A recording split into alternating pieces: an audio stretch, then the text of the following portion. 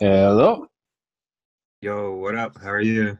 Not bad. What are you up to? Where are you? Uh, can you see me? No. Can you hear me? Yes. One sec. Start video. Oh, Cool. cool. There you go. What's So up? currently I'm in my bedroom, Where's that? uh, in Auckland, New Zealand, believe it or not. Okay. I'm in Thailand. Thailand. Whoa. Yeah. Nice. How's Thailand? That's pretty close, actually. No, it's not. It's like 10,000 kilometers, 12,000. Yeah, close for you people. Like, come on. I Closer bet the than moon is considered close. yeah, pretty much. So how's Thailand? It's pretty good. Yeah. Yeah. It's like a really big destination for us Kiwis. Yeah. Actually, it's a big destination for everyone. Yep. Like there's Russians, everyone goes there. It's pretty cool. Yeah. It is pretty cool.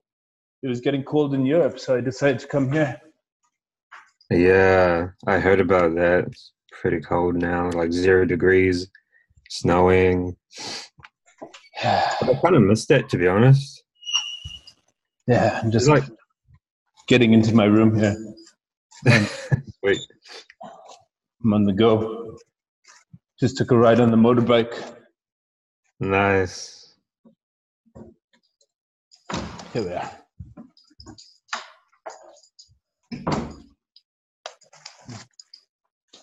So, what did you want to talk about? Well, a couple of things. I guess your experience living in Serbia and Yeah, Belgrade and other cities. I'm a master level 9,000 at Serbia. That seems like it. So, Like you've got all the videos of I was like, oh shit, he's got videos on everything. yep, everything. Yeah. That Yeah, was so, quite interesting because like to begin with, like you only hear about like Serbia from history books and stuff like that. So for us, it's like really, really strange. mhm. Like if for someone to go there, like if I said I was going to Serbia, they're like, what is that? Where is that? And I was just Yeah, like, Jesus Christ, help me. um, they think it's Siberia, actually, isn't it? Whoa, my mom thinks it was Siberia. She was like, where the fuck are you going? Yeah. Where is this place? Uh, How did you even hear about it? well, from history books, from history, my history classes. That's how I heard about it first. Okay. Uh, so like World War I, Mm-hmm. that's pretty much it. So Well, that's where, yeah, it's the 20, yeah, it's the 21st century now. So, yeah, basically. yeah. So I was like, okay, so this place looks interesting. Yeah. And then I was like freaking out because I was like, where the fuck am I going actually? But then when I got closer and closer to it, like people were saying, oh, this place is actually quite cool. And I was like, okay, sweet. And I actually met a person in like on my way there at the airport, and he was saying something like, no way, like Belgrade is so cool. He's from Finland, and I was like, okay, I could trust you. Um, and I was like, he was like, it's so safe, and I was like, oh man, I can't believe you. This is like the complete opposite to what I like know about Serbia, like the wars and stuff like that. So when I first got there, I kind of started freaking out. I was like, oh shit, where am I? um, but then like when I actually settled into the city, it was quite cool. Yeah. Like I didn't feel like anyone was gonna rob me or like anything was gonna happen. It's like, oh shit, this is not bad. And then I started like going out and like just meeting with actual people from the city. I was Yeah. fine. And I could actually speak English. I was like, holy shit, this is cool. Yeah. Yeah, But that's exactly. pretty much it. that's pretty much the extent of it. And so, like, I've only been there for 2 weeks, but then I was like, okay, so maybe I could like do, because the other thing is it was like so cheap. I think like for a three course meal for like two people Yeah. ended up being about 50 New Zealand dollars. Yeah. And I was just like, this is insane. I could do this every day. Then if I earn the same amount, of course, but that was the only thing. So then I started looking for work there, and I had some interviews. Yeah. It's a complete different story. Yeah. So I was like, shit, I can't live on this wage. I don't know how they live on that wage. I was like, this is crazy. So I was like, what are the options really? Mm-hmm. Pretty much what you've said is like remote work, Yeah. and other stuff like that. But I If also you, want to talk about like what your observations of Serbia and how you feel about it. Because I'm originally from Moscow, so I've yeah. lived in Moscow Yeah. and New Zealand, which is Belgrade a is much tiny city. friendlier. Belgrade is much friendlier than Moscow, isn't it? Oh fuck! I don't want to live in Moscow. Moscow is like crazy. I Yeah. feel like it's too much craziness. Um, like you could be an old person and like there's almost no respect for people there, almost. Yeah. So it's pretty tough. Yeah. Yeah, so yeah, you can pretty much tell why people get scared of like Russia because they're pretty ruthless sometimes. Or they can be. Yeah. It's kind of dog eat dog over there. Like that's. I recently did a trip to Kiev, Ukraine, and I got the similar feeling that it's just like people don't give a shit about each other. And in Serbia, they actually do somehow. There's actually like a community spirit, which is like, I mean, you still get people fucking you over in stupid ways, but it's not like malevolent. It's like more they're lazy or something, or they just talk a bunch of bullshit and they don't come through with their promises. But there's essential like, but when somebody needs help, people help each other out in Serbia. That's what I love. Yeah, I noticed that. Like even Croatians do that. Like I've met a Oh, sure. Croatian here, and they're almost exactly like their last. Well, the person that I met here, their last name is almost sounds very much like a Serbian last name. So Yeah. they're pretty close culturally. Oh, And yeah. they help out a Well, lot. if you ask Serbian people, Croatians are just Serbs who converted to Catholicism. Is That's that seriously? yeah. Wow. But if you ask Croatian people, they have a slightly separate history, but it somehow ended up, having the same culture and language, just a different religion. Yeah. Yeah, and yeah. But Holy shit. in the case of the Bosnian Muslims, definitely the Bosnian Muslims are certainly Serbs or Croats who converted to Islam. Definitely, there's no debating that. Yeah, I always wondered about that. Like, I was like, what nationality are they? Because like, that's crazy. Um, that's interesting. They're Slavic. Yeah. That's like almost like Ukrainians and Russians, which like the same people, but kind of. Well, it's different because Serbs and Bosniaks and Croatians speak the same language but have a different religion, whereas Ukrainians and Russians have a different language or somewhat of a different language and the same religion, essentially, usually. I don't know. That's very It's true. complicated, but yeah, they are very similar conflicts, actually, what's going on now in Ukraine. And I don't really know what the answer is, but there's just so much manipulation. Yeah. Of identity and history in it as well. Yeah, there's a lot of historical manipulation, like especially in Ukraine, because they're trying to carve out their own identity, but they just can't have it without Russia, or Russia can't have it without Ukraine. So that Wow. Yeah, Ukraine. Yeah. Yeah, it's complicated. Yeah, it's really complicated. I know lots of people who are pro-Ukrainian, but yeah, yeah, I don't know. Yeah, it's pretty tough. But I truly believe that if you want to rule a country like Russia, you need to be a guy like Vladimir Putin. Oh yeah, When was yeah, it I ever a totally agree. democracy, you know? Like when was it a Yeah, democracy? Show me the time. You know, it's like it just doesn't work that way. It's the biggest country in the world and it got conquered with blood. You know, like yeah. I truly think like many people don't really understand what position he's in. He's pretty much like the peacekeeper amongst the oligarchs and the rich. Like without him, it'll just be chaos. and all the different ethnicities of their little empire there. Yeah, Their big empires, sorry. Yeah. it's a pretty tight rope that he walks, but I don't know how he's managed to do it. Yeah. By So the way, I'm recording this conversation. political. That's fine, man. Can I post it on the channel? Just because Yeah, like, go ahead.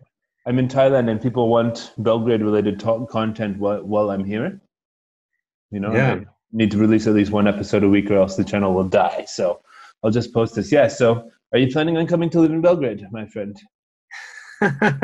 Yeah, well, What are you it's doing a over there in New Zealand and what don't you like about it? Why does your heart long for other places, first of all? Because you know I'm so in Canada, so I had to so get I to think like Canada. it's very similar. Like I think New Zealand and Canada have some similarities. I mean, Oh, like absolutely. here Yeah. there's a lot of I mean, I feel like aesthetically and like culturally there's like nothing here. I feel like it's just so empty and there's like nothing to like even bounce off. There's a lot of cultures here. There's a lot of people that come here, but it feels so empty at the same time. That's exactly Like, how I felt in Canada. Like yeah, everybody is like sort of fighting to get into the place. And when what they win for all their struggles to get a pass for immigration is like mm, a boring middle class life with, you know, exactly. in a country that values that in a country that has values that end in mediocrity Yeah, and sort of. over yeah, like yeah, safety, too much safety. And while there might be diversity in Canada, I can only speak about Canada. I haven't been to New Zealand since I was like 15. So Canada, it's like, well, there may be diversity in terms of different races, ethnicities, and nationalities, etc. Coming there. There's not an actual diversity in terms of social economics of the people who are coming and the ways that they want to contribute to the society. Everybody who comes to Canada, for example, wants to be like, you know, some sort of middle class, or else they, yeah, middle class, because that's all they let in. All the people they let in, rich people and middle class people, and the rich people obviously do their own thing. And the middle class people just want to, they start at the bottom of Canadian society and want to work their way up. And they lose so much of their culture in the process. Like it's like I call it where culture comes to die, essentially. Yeah, that's pretty tragic, isn't it? Um, so Yeah. there's a few like interesting things about uh actually staying in Belgrade versus living here Yeah. that I noticed. And that is like the drive. There's two drives, right? In the West there's a drive for things. I feel Yeah. like when I'm here, like the way that I feel happy is if I buy things, if I keep buying stuff. Yeah. Like there's no focus on I mean, of course there's like friends and stuff like that, but there's no real focus on it. Yeah. Like when I was like in Belgrade, it was quite different. Nobody gave a fuck about that, but people gave a fuck about more like relations. Like there was more there's a different focus. There's a Like there's focus on actual emotional experience and sort of self satisfaction based on expressing yourself. And yeah, yeah, and I only just like had a little sneak peek of it, and I was like, oh, this is much better than what I had before, where I was thinking just about what's the next thing I was gonna get, or what's the next job I was gonna apply for, what's the next pay bracket, and I was like, this is insanity. so I sorry, what kind of job were you? Are you? What field are you in Um, over there? I in design, so I do like visual design. I do UI UX as well. Oh, cool. So I do like, That remotes very well, like that. yeah, it does very well, but it's also so highly competitive. So Right. Yeah. like there could be like a person in India that could do it, and he'll take Yeah. versus me. I'm like, I need like lots of money. So Okay, but okay, like yeah, it's a competition, but it's essentially if you want to find a gig like that you can do mm, remotely over the internet, then you need to compete, and the best way to compete is present yourself better than other people and knock on more doors, and then eventually you could probably get a position somewhere. yeah, That's okay. yeah. So my story is pretty much like I wanted to live in Belgrade. I lived in Toronto, where I had my own business as a IT consultant, and then I moved Yep. to England, where I lived for 1 year on a working holiday visa, and I worked in an Cool. office as an IT support staff member, and Cool. then I made connections with several different IT companies in London, and I pitched one of them the idea. Like basically, I made a list when I first moved to London. I made a list of all the IT companies I could find, like 100 of them, and emailed them all an introduction. Hi, I'm Eric from Toronto. I'm looking for work in London. This is what I've done before, et cetera, et cetera. Can I come in for a meeting? And 5 of them said yes, and I started working for like 3 of them, and then I got a full-time job because my freelancing there wasn't enough to scrape by in London, like right out of the Mm. gates. And so then I worked a full-time job for 8.5 months. Then I saved some money, lived in Belgrade as a musician for a year. Then I went back to those companies and said, I want to work remotely. Will you hire me to work remotely? One of them did. And I was like, I need 800 euros a month, and I'll work for you remotely. And so I did that. Made a contract for some 15 or 20 hours a week for that 800 euros, and off I went. So I would recommend, like, definitely London is a really good jumping off point for, Mm. most simply because it's a global center, and B, it's one time zone off from Belgrade, and Yeah. It, yeah, like my whole business model is based on taking companies that have never had a person working for them in another country and mm. convincing them to give it a shot. Because they don't want to. Yeah. Like, a lot of them, staffing is, if you're running a UX design house or something like that, staffing is your biggest Yeah. cost for sure. And you Yeah. could charge them half of what it costs um, to half of what it costs to hire somebody in London to do that, and they save half. And if what they're doing now, because they don't trust anything else, is hiring people in London still, then all you simply need to do is gain their trust and do a trial with them or something like that. It helps if you can go there and meet them and all that stuff. And basically, like, that whole thing, like, a guy in India can do it, but do they trust him? He'll probably do it for a quarter of the price it costs. He'll do it for, like, £500 a month or something, right? You could do it in Belgrade for, I don't know, minimum 800 euros or something. £1,000 would be good. That's like 1,100 euros. Really good life in Belgrade. And if you can make them trust you over the guy in India, then you've got a working sort of, Oh yeah. yeah, Especially if you can speak really good English, then exactly. that Like, is yeah, a your English is pretty good, man. You've got a little bit of a funny accent, but okay, just joking. Yeah. But yeah, man, that's what I recommend for everybody. Like, just knock on as many doors as possible. yeah. Like, so what you do, like, here's the thing. You have to write a really, like, heartfelt sort of introduction letter. And of course, you should probably have a portfolio as well, being Yeah. work, right?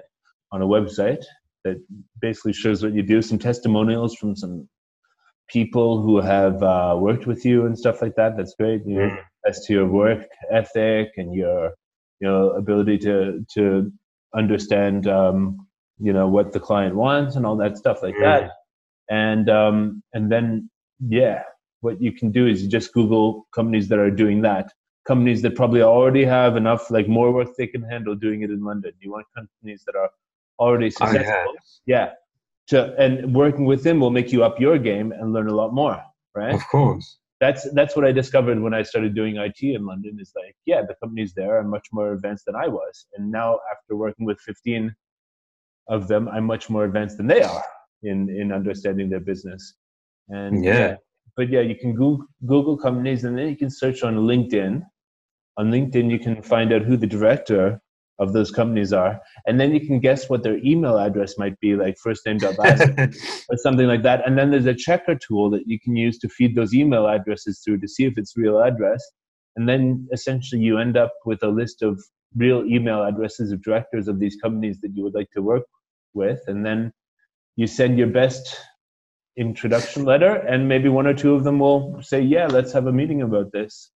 And then either you can do it online, or if you have a chance, fly to London and meet them or whatever. And then you say, I'm going to Belgrade, and then it works much better if you meet them in person, definitely.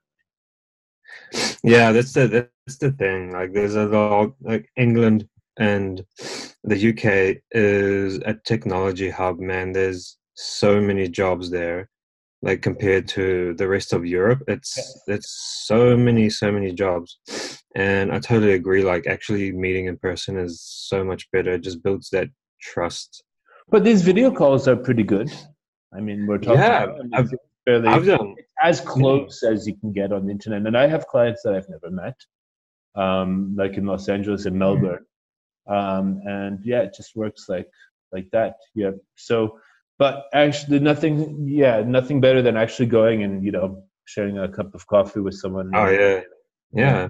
Um, yeah, there's a lot of good jobs there, and I think like the idea that these companies are, like, for example, startup companies, they might not just have even turn profit, so they might be just looking for people to quickly scale out and build something.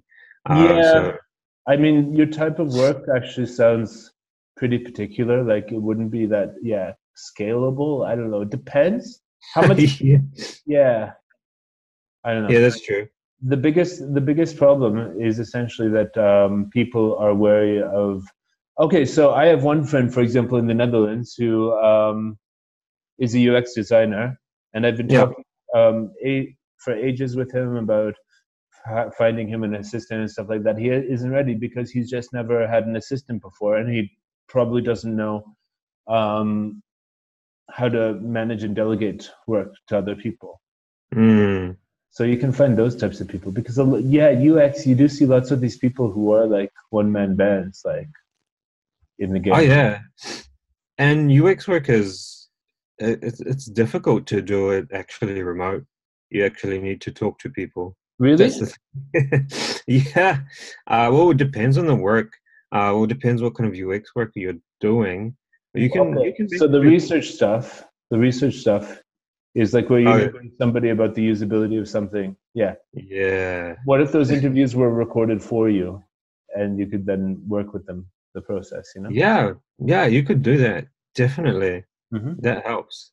Um, and also there's people that do both. So they do user experience and they do UI as well, which is it's sort of a unicorn like role, Yeah. because I mean, like it's basically saying you have to be very well, like you have to be an artist and a mathematician at the same time, which doesn't really work most of the time because you need to be really good at this or really good at that, but you're not really good at both. So you basically have to invest maybe a decade in UX and a decade in UI to become really, really good at this position. But at that point, what's the point? So it's pretty much a unicorn position, but it's still. I mean, these days it's How turned into a. many? Yeah, but how many? Okay, so if it's unicorn position, who has? Because I find IT support is also that. But who's the most? Can you make a list of the most successful agencies in the world that have actually managed to take this work and sort of scale it? You know, Yeah, there's because you, many. you probably want to be a part of their things to learn their tricks. As a starting point. Yeah, You know. yeah. There's companies like IBM. They've completely turned around their whole strategy. They've just been hiring. thousands and thousands of art graduates. So things are changing in the world. Like for example, my current like UI UX is turning into product design, Yeah. which is kind of like end-to-end design, basically kind of taking even product managers and product owners' mentalities and chucking that into the mix, which is quite crazy. Yeah. So basically, you're supposed to be able to do everything as a product designer, which is quite similar to UI UX as well. But Yeah. that's where I think I can derive some value because it's sort of uh, it's very hyper specific, Mm-hmm. which gives it kind of an edge as well in the market. Because right now, like you said, you just need to create some kind of difference. And I think that'll help a lot. The only difficulty is actually finding these jobs. There's a lot of product design jobs, but a lot of them are very difficult to sort of like. For example, currently I'm applying for a few product design roles. One in Belgrade, Yeah. one in Dubai. Mm-hmm. The one in Belgrade is really really good, but the pay is like not that great. How But much the is it one, like? and it's like if I was doing junior, like a junior job here, the pay is basically that. But it's not bad. In euros? Like what? I think it's like they didn't give the exact number to me, but they said if you were a senior, you'd be getting paid about 35,000, but dollars. But I didn't. I asked him what kind of currency they displayed to me, but didn't even answer that. Well, So I would seriously discourage most people from trying to find a job in Serbia with a Serbian managed company. I'm sorry, but this is perhaps very controversial, but Serbs in Serbia are horrible at business. They are just really bad at business. And yeah, it's the reason the economy is, but as soon as you get, this international environment and you hire the right people in Serbia, they're killing it. mm, They're innovative, intelligent, eloquent, etc. But business sense, no, they don't look enough steps ahead. They, mm. yeah, Yeah, and that short mentality. Yeah, I saw your yeah, video on that. Yeah, it's like totally. fucking you over for like small change. Like yeah, like I asked a shoe shining guy, like how much money Yeah. do you want? Would you rather I come back? Um, would you rather I give you 100 dinars now, 100 dinars, and come back 10 times, or 200 dinars now? And he said 200 dinars now. I said, okay, fine. I'm not coming back. And then every time I see him, I nod and wink at him, but he probably doesn't even remember. So Yeah. it's like this mentality, which is like live for today. Really nice if you're going out partying, Oh, sunrise. yeah. But then tomorrow comes and you're fucked. And that's just, Yeah. they're still living like there is no tomorrow. It's like, This sorry is guys, like it's not the 90s anymore. There is a tomorrow and you have a life and you need to actually yeah, build it. And yeah. yeah. This is the same mentality that is in Russia, which Yeah. is quite sad, but Yeah. true. They'll Yeah. fuck you over anything pretty much Mm-hmm. if they had the chance. Yeah, it's pretty sad. Like we had like the 90s was pretty brutal in Russia. Yeah. Like we left when it was the 90s because it was like the economy was fucked. So there's like no way that you could sustain yourself there. Yeah. Um, but yeah, that every day live for the day for like mentality is so strong in Russia. Not too much these days because it has relative stability. By Yeah. relative, I mean like relative relative. It could change drastically. It's changed drastically in the past like decades because of all the not trade blockades, the trade. Sanctions. Yeah, So, and there's nothing new. Like for the older generation, they were like, "Oh, yep, not again." Um, that was always the case during the Soviet period. So it's just a really weird time where you have old people still living in the past, still doing the same thing.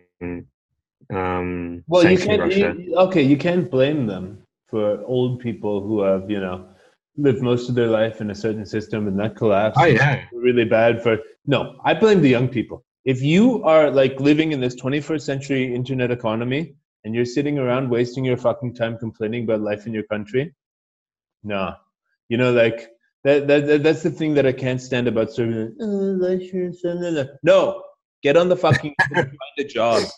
Like, and like people who don't have jobs need to spend 40 hours a week looking for a job. I would be very surprised if anybody who doesn't have a job, if they spent 40 hours a week looking for a job, if they remained without a job for more than a month. Like, but people would rather sleep until noon, wake up and spend 2 hours drinking coffee and smoke cigarettes and then stay out with their friends all night. So yeah, that's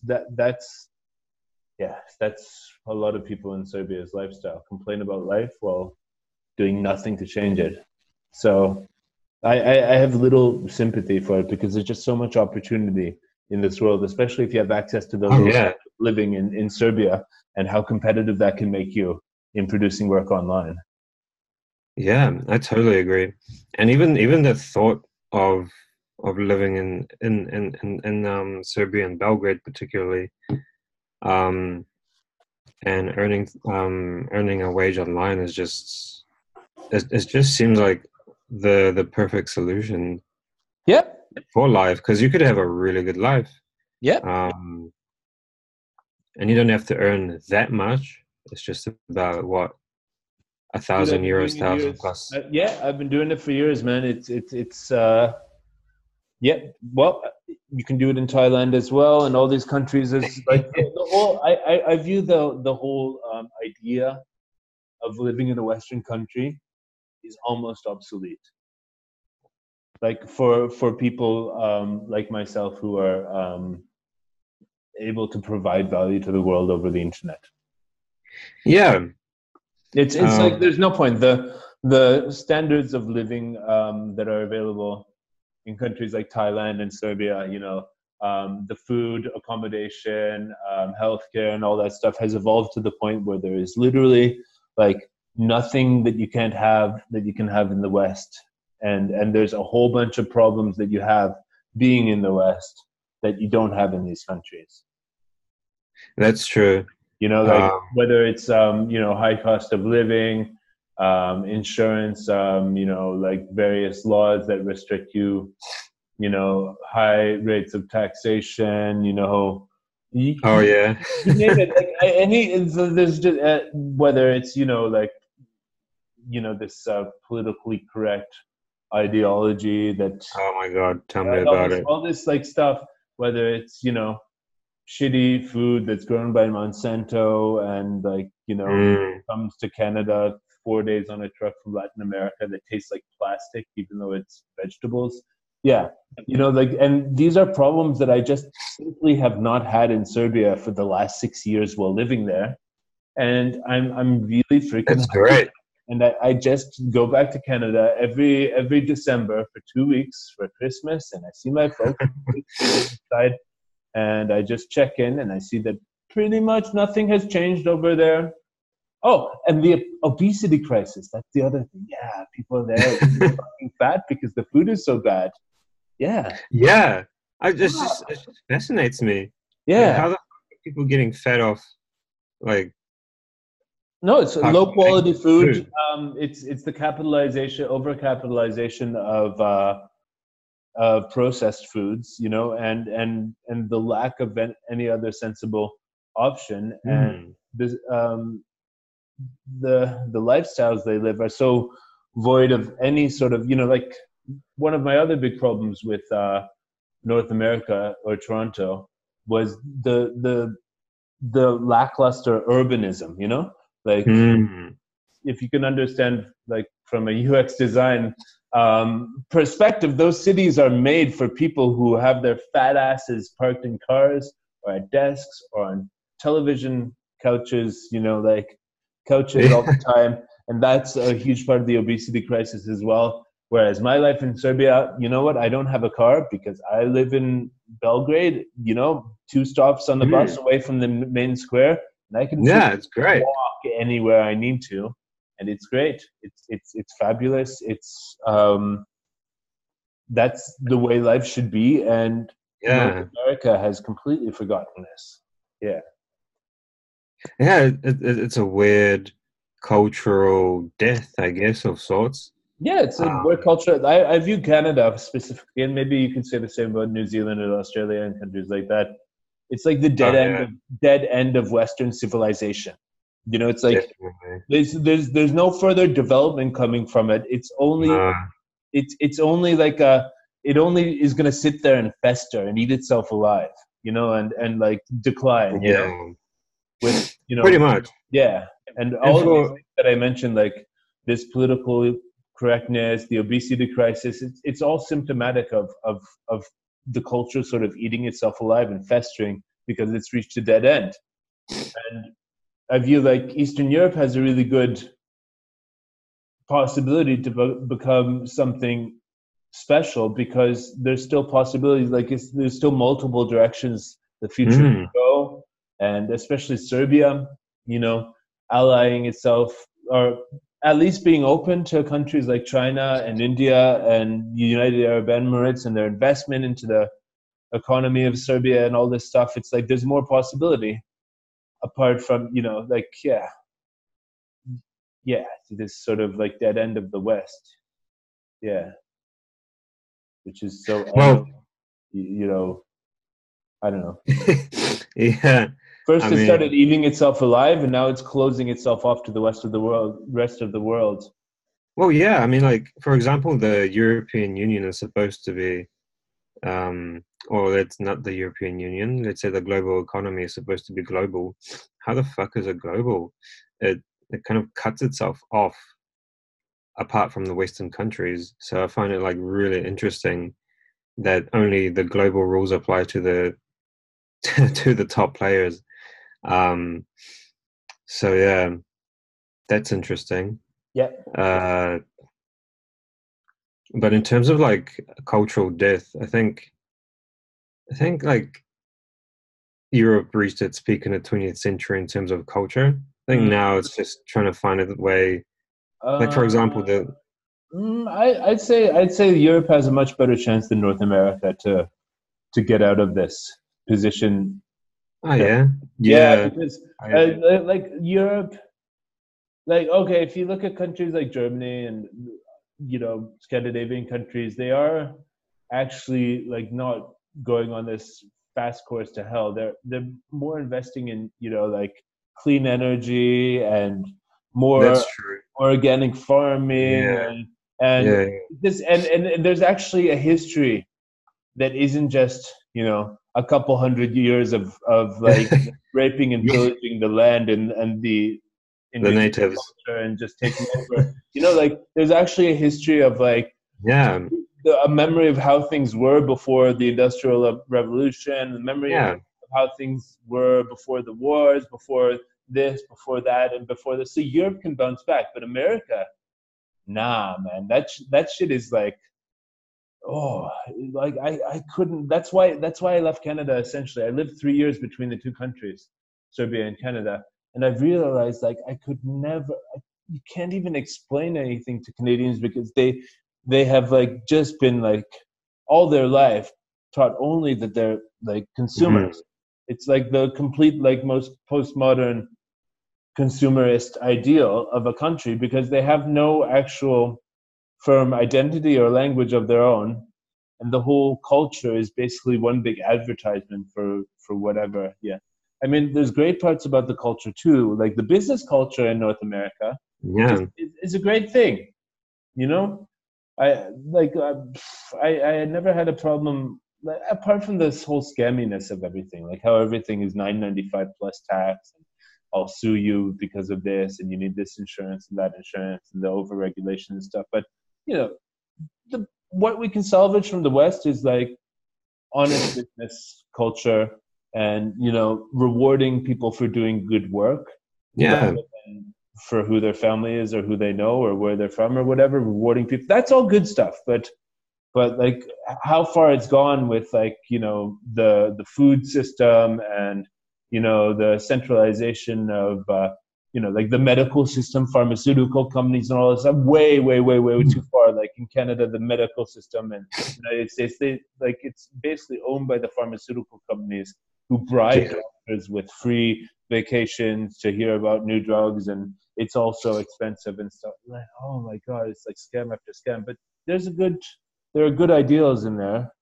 But yeah, I mean, Eastern Europe, man, that's where I want to live. And Asia is like, I'm just in Asia, and I just see so much like opportunity here. Like, especially like if you can find a way to bridge the gap between the West and and China, because I'm pretty sure that there's a Mm. huge gap of understanding in like both ways. Like the West doesn't understand China, and the China doesn't understand the West, and they both understand each other on a very transactional level.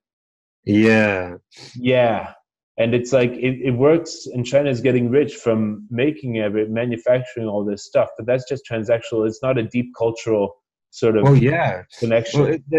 the cultural, well, from what I understand, the West has built up China. So what China is trying to do right now is the innovator jump. So, for example, most countries or companies, they started out as being manufacturers for another company. Yeah. Like, for example, Switzerland with their watches, or any other big innovative company. And so this is what China is trying to do. They're trying to jump from being the manufacturers to being the innovators. So basically, it's been about, let's say, 100 years since, 100 years or more since the West has kind of destroyed their prowess, their sort of, how should I say, seat in the world of the economic world. I mean, China has been the economic powerhouse for, for way before Europe even Yeah. understood how to build. So, And so for example, they've got a much more diplomatic way of oh going yeah, about like they're not just like toppling regimes and saying we own you now. They're like they say, well, like or killing natives, and yeah, yeah, they go and say here's a letter from our king, like this sort of thing. So that's they're reaching out to the whole world. They're trying to rebuild their prestige that they had during, the old days and the old empire before the Cultural Revolution yeah, and everything like that. and they're doing a great job, I think, and I would like to learn more about China and their culture. I mean, there's also a dark side to it, of course, because like Yeah, there yeah, is. I feel like especially like with the amount of air pollution and stuff like that from their Oh, it's manufacturing, and terrible. like I feel like if we made the gun, these people will pull the trigger, no problem, like on like humanity. But at the same time, I think now that they've actually gotten themselves out of like complete poverty, they will become a lot more concerned with health and well-being. Yeah, there will be.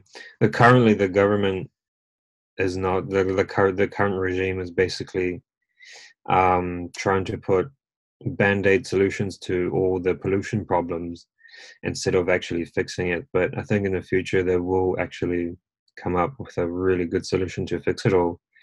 Um, at the rate, like for example, if you looked at the GDP growth of China versus America versus all the other countries, they're outpacing everyone. I think I think they're like in like a decade they'll be the powerhouse of the world. There's no doubt they have the manpower, the the intellectual power, and the power to execute on that. So yeah, it's going to be an interesting world in a couple of years. Definitely. And I feel so grateful to be able to explore it. And I feel that Serbia, in particular, is a really good place to sit and watch the world, because it is essentially where European civilization starts to meet with the world, and it's a place that's open to the world and still kind of like no man's land in the world. Yeah. Because like, okay, so the whole Ukraine thing, yeah. So Ukraine switched from being part of the Russian sphere of influence over the last few years to being part of the Western sphere of influence, and that's a still really hot sort of topic. But Serbia is like not is somehow comfortably on both In sides, both. exploring other options, putting their business Yeah. plan out there, and open to the world. The only country where Chinese people from China, India, and Indonesia can come without a visa in Europe, essentially. Wow, Yeah, that's crazy. I yeah. didn't know that. And until a few weeks ago, Iranians, people from Iran, could also go to Serbia without a visa, but the EU actually threatened Serbia that if they didn't stop that, they would make Serbs require a visa for the Schengen area of the EU, Wow. because too many Iranian people were coming and sneaking into the EU and being refugees over there, and they just had to close that door for them to fly into Europe without a visa into Serbia. So, because it was abused. But China, India, yep, Indonesia. I have friends from those countries who are flying in. There's so much potential, Yeah. in Serbia. And yeah, I mean, I want to get closer to China and specifically Chinese products. Possibly like I do like product support, IT support, stuff like that. Find a way to do support in English for Chinese products or something like that, and explore that avenue of business. And it's just a question of how to take the first steps in networking with the Chinese and getting them to see why working with someone like me and working with Serbia would be a good idea. So I guess this brings me to my next point. Yeah, we got about 10 minutes left, so before I got to crack on this, let's go on. There is, I think, definitely a different business culture in China. I haven't explored it myself, but there is definitely a different one than to the Western one. So there's probably different rituals and different methods of doing business. Yeah. And also, my next thing that I picked up in your video is that there's a lot of opportunity in Belgrade. You said something very interesting. You said there's a lack of leadership in Belgrade in terms of entrepreneurial spirit. Yeah. I was like, wow, then it only takes a few people. So I would say that there's not a lack of, well, it's complicated because everybody in Serbia thinks that they're really good at everything. So everybody's got their little business, and they're like the meister of that, and they're so good at it, and their restaurant's going to be the best, but they do things really half-assed. What I'm talking about is, when I talk about where the opportunity is, people who are actually going to go in and make proper structured businesses, bringing Serbian people on board as the labor force, and making world-class organizations in Belgrade to Western standards, taking what has been learned abroad and applying that.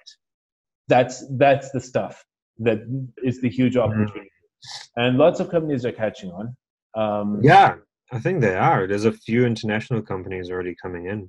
Totally, but there's still a lot of opportunity, and especially in the sort of cutting edge sort of fields if you can take, because a lot of larger corporations, when they come into Serbia or whatever, they hire people with the credentials and stuff. But if you can, because that doesn't mean anything to me in my experience in IT support. Like, I've had Serbian guys who have computer science degrees, and I've had guys, who worked in internet cafes, and the internet cafes are actually much better at problem solving and the sort of thinking I need for the IT support. So if you can go in and take the really sharp Serbian dudes who really don't want to work in a traditional office environment and try to harness their creativity, these brilliant sort of creative, alternative types of people, give them an environment that they feel motivated to work in, and a wage that Yeah. gives them a good lifestyle in Belgrade. There's so much opportunity. Like, yeah, it's totally, yeah. That's a very interesting take. And And that's pretty much, product design and UX yeah, design could be a field. So but first you need to hit world class in your field, right? You need to be able to compete definitely. with agencies in London and New York, and the best way Yeah. to probably do that the best way to probably do that is by working with them first and learning their secrets and their tricks and stuff like that. And remote work is a perfect way to do that. But then eventually, you can start hiring guys in Belgrade and make something that's world class, because they're fucking sharp, brilliant people. But they need to be. Yeah, they are. People have a reputation of being sort of lazy and like, whatever nonsense. If you motivate them, if you make Serbian people believe in what the fuck they're doing, and you pay them pretty decently, you will get something which surpasses the that surpasses the results in the West. And the main reason is because Serbian people believe in themselves, actually. It's a detriment as well that everybody thinks they're so good. Like, there's been studies that have said that Serbia is like number one in the world for self-esteem. Yeah, I've actually heard of this circulated. So Yeah. this is a 2006 study, and number one in the world. Wow. So that means that you get a lot of shoddy results and people who think that they're better than they Of actually course. are of something. But it also means that when you have somebody who's actually good at something, they proceed very confidently and deliver results. Whereas in a lot of Western countries, people are, raised to be more modest and a little more insecure and a little less believing in themselves. So Serbian people kick ass. They're good at stuff. Look at the graffiti art in Belgrade. Look at, the development companies that are doing computer programming, especially in the gaming industry and stuff like that, and the results there, and just, there's so much talent, man. It's just a question of having the right way of harnessing it and getting past the sort of shittiness of Serbian business culture that puts up with way too much crap from Serbs put up way too much crap from each other, and they're way too there's a lot of in terms of like not getting promises fulfilled, or oh, it's good enough, who cares, never mind, blah blah blah blah blah blah. There's way too much of that. But coming as somebody who's from the West and offering them a higher pay than Serbian companies and getting them in to work in English is also a huge thing, because in Serbian they're all sarcastic and jebiga, like, who gives a shit, but in English they always try to give their best. And if you put them in that international environment, that's where the opportunity is. So tough to think about, right? Very interesting.